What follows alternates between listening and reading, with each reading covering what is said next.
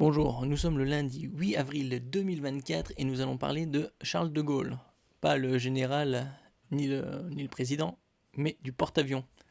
Parce qu'il va avoir un successeur. Le porte-avions Charles de Gaulle a déjà bientôt une trentaine d'années d'existence. Donc il sera remplacé par un nouveau porte-avions bien plus imposant. Et il pourrait s'appeler le Simone Veil ou François Mitterrand. Ou Mitterrand. Ah, Simone Veil, c'est cherché, hein. Franchement, j'espère que c'est une fake news. Hein. Parce que ça le fait pas, un porte-avions Simone Veil. Porte-avions, le successeur de Charles de Gaulle, pourrait s'appeler Simone Veil ou François Mitterrand. Le PANG, le porte-avions de nouvelle génération, un projet à 10 milliards d'euros inclus dans la loi de programmation militaire 2024-2030. Le Charles de Gaulle, lui, coûtait 3,5 à 4 milliards environ. Il y a eu des réparations, donc il devait coûter finalement 6 7. Adopté par le Parlement en juillet 2023. Ce nouveau porte-avions, qui doit remplacer le mythique Charles de Gaulle, sera à propulsion nucléaire, avait annoncé Emmanuel Macron le 8 décembre 2023, lors d'une visite chez l'industriel Framatome, a indiqué Le Point. Si sa construction devrait débuter fin 2025 ou début 2026, selon le ministre des Armées, Sébastien Lecornu, sa mise en service devrait être pour 2038. C'est-à-dire c'est un bail, hein.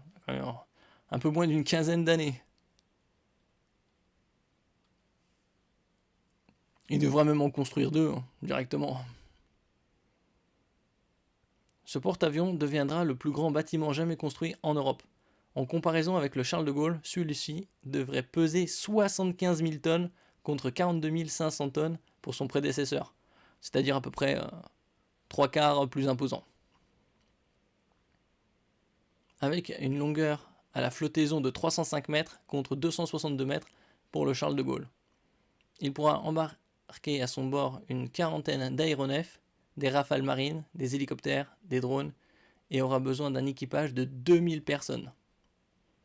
En comparaison les bâtiments américains du même type, c'est-à-dire un porte-avions de classe USS Nimitz, ont 6000, au moins 6000 membres d'équipage. Mais une chose n'est pas encore clairement définie, le nom que portera le bâtiment, même si des pistes sont évoquées.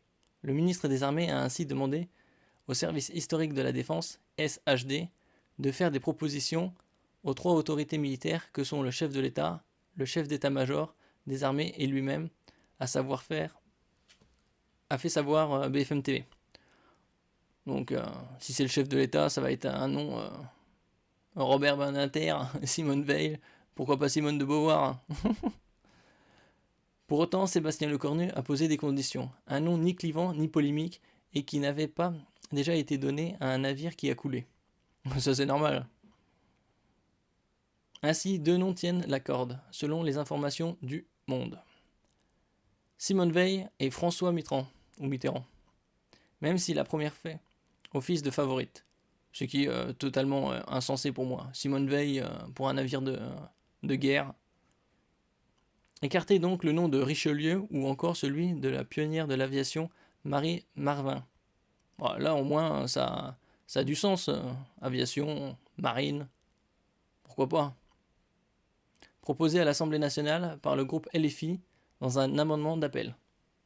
Et vous proposerez quel nom pour ce nouveau porte-avions qui sera en service en 2038 environ. Merci pour votre écoute, n'oubliez pas de mettre un j'aime, un commentaire, de partager et de vous abonner à la chaîne. À la prochaine fois.